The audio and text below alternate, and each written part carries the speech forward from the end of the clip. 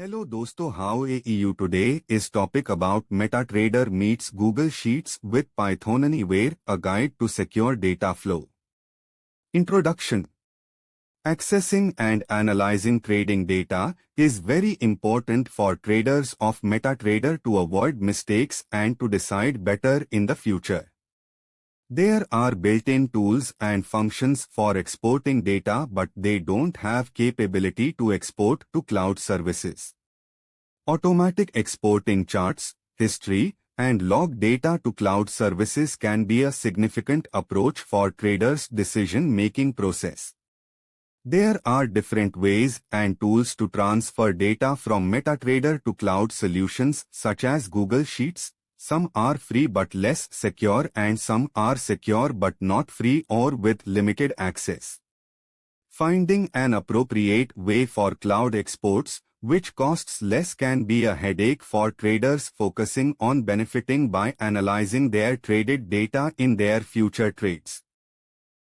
Traders often lose important trades and other useful information as MetraTrader lacks an automatic backup system to cloud services.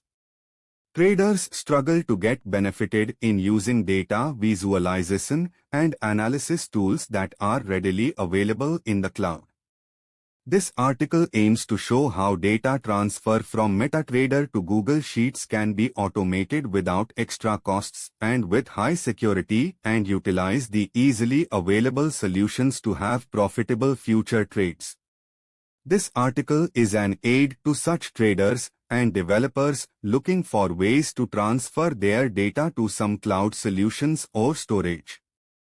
In this article, I am going to explain how we can utilize freely available and secure tools like Google Service Account Keys and a proxy server hosted on a web-based secure and free cloud platform called Python Anywhere.